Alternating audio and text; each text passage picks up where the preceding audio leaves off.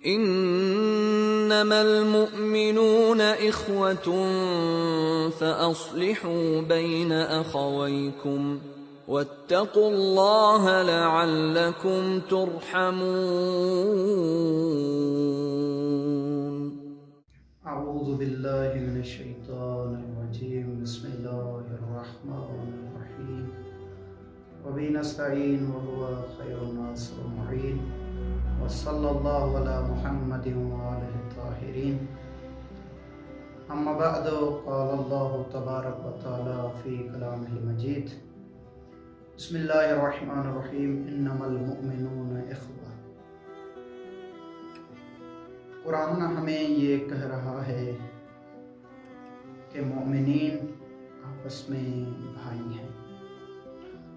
تو عزیزان اسلام کے اندر اس بات کی طرف بہت سی تاکید کی گئی ہے، اور اگر دیکھا جائے کہ اسلام میں جتنے بھی واجبات ہیں، خواہ روزہ ہو، خواہ نماز ہو، خواہ حج ہو، ان تمام کا وجوب ہو یا استحبابی جتنے احکام ہوں، اگر ان کے اندر دیکھا جائے تمام کا فلسفہ ایک ہی ہے.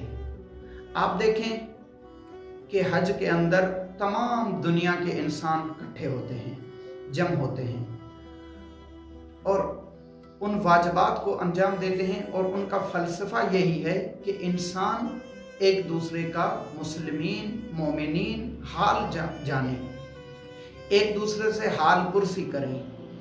یعنی اگر دیکھا جائے کہ حج کے وجوب کے پس پردہ جو فلسفہ ہے وہ بھی در حقیقت یہ ہے کہ مومنین ایک دوسرے کے ساتھ اخوہ کی مانند ہیں، بھائی کی مانند ہیں، ایک دوسرے سے اس چیز میں ایک دوسرے سے حال پرسی کریں.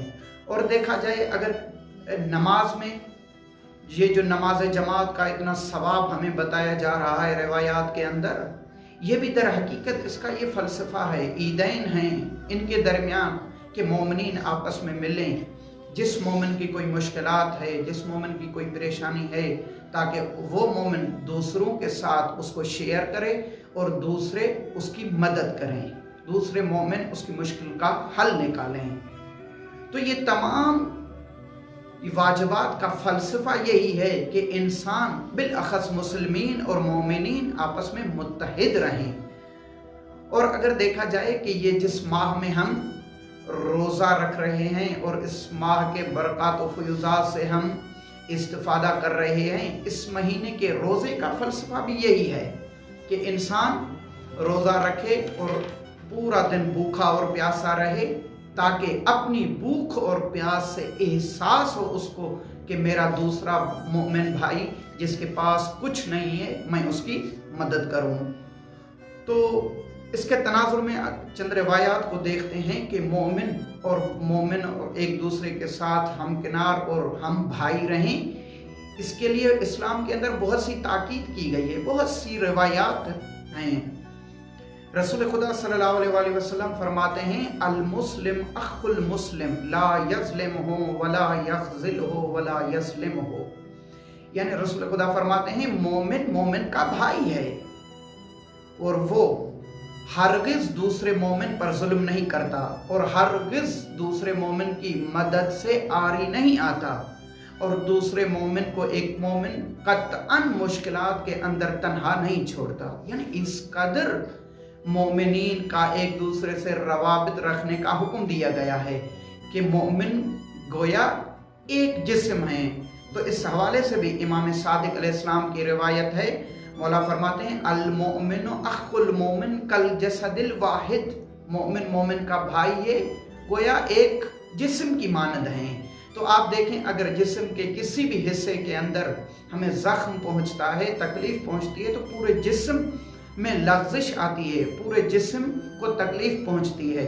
تو لہٰذا ہمیں چاہیے کہ جیسے ایک مومن کوئی تکلیف میں ہم دیکھ رہے ہیں تو ہمیں کوشش کرنی چاہیے کہ اس کی تکلیف کو برطرف کریں. اور مومنین کا ایک دوسرے پر حقوق ہیں، ان حقوق کو تقریباً جو روایات میں موجود ہے، ایک روایت رسول خدا سے ہے کہ للمسلم علی اخیہ 30 حقا لا برأت منہا इल्ला बिल अदाए वल अफ, मोमिन का मोमिन पर 30 हुकूक हैं और ये 30 हुकूक से ये मोमिन बरी नहीं होता, बरी उस ज़िम्मा नहीं होता, मगर ये कि उन हुकूक को अदा करे या मोमिन को मुआफ करे।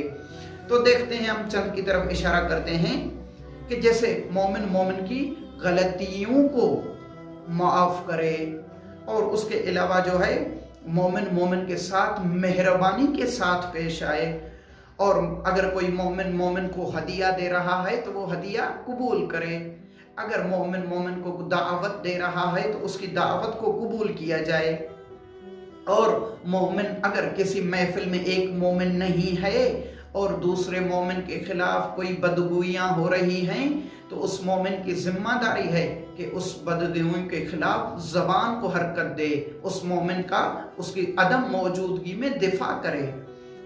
और उसके अलावा यानी 30 हुकूक जो इस्लाम के अंदर रसूल खुदा सल्लल्लाहु अलैहि वसल्लम ने बयान किए हैं, और मोमिन का शुक्रिया अदा करे। मसलन कोई मोमिन किसी को कोई चीज़ दे रहा है तो ये मेरे ऊपर हक बन रहा है कि मैं उसका शुक्रिया अदा करूं, और मोमिन के नामूस का मुहाफिज है, मोमिन के गुमशुदा माल का मुहाफिज है, गुमशुदा माल में तलाश करने की कोशिश करे और मजलूम मोमिन की हिमायत करना चाहिए। यानी ये तमाम हुकूक जो हमारे ऊपर लाजिम हैं, लिहाजा हम इन तमाम से वहाँ तक दस्तबरदार नहीं हो रहे जब तक कि हम उनको अदा न करें। और उसके अलावा अगर हम देखें तो और बेहतरीन हदीस, ये वो हदीस है जो अमीरुल मोमिनीन नहजुल बलागा में मौजूद है, रसूल खुदा से रवायत नकल कर रहा है कि रसूल खुदा ने मुझे फरमाया, और मौला अमीर हसनैन करीमैन को फरमा रहा है कि बेटा 2 मोमिनों के दरमियान सुलह करवाना अफजल मिन आमत सलात व सियाम, यानी 2 मोमिनों को आपस में जोड़ना, उनके दरमियान सुलह करवाना, ये गोया नमाज और सियाम से बेहतर है, रोज़ा और नमाज की इबादत से अफजल इबादत ये है। तो लिहाजा हमें कोशिश करनी चाहिए। और इमाम हसन से भी आपने के अज़हान में है, रिवायत है कि सैयदा ज़हरा सलाम अलैहा सारी रात दूसरों के लिए दुआ करती थी। जब इमाम ने कहा कि अम्मा जान हमारे लिए दुआ, तो बीबी ने कहा कि पहले हम सायगान के लिए, पहले पड़ोसियों के लिए। तो लिहाजा हमें चाहिए कि मोमिनों के माल का हिफाजत करें और मोमिनों के साथ हम गम रहें, एक दूसरे यानी एक जिस्म की मानद हमें एक दूसरे के साथ रवाबत रखना चाहिए, हमें एक दूसरे के साथ नेकी करना चाहिए और है एक दूसरे के साथ गम और शादी में शरीक होना चाहिए। तो दुआए खुदावंद मुतआल से कि हमें तौफीक इनायत फरमाए कि हम एक दूसरे के गमो हम रहें और एक दूसरे के मुश्किलात का ख्याल रखें और एक दूसरे का बेहतरीन तरीके से ये जो हुकूक बताए जा रहे हैं हमें उनका ख्याल रखने की खुदावंद मुतआल हमें तौफीक इनायत फरमाए।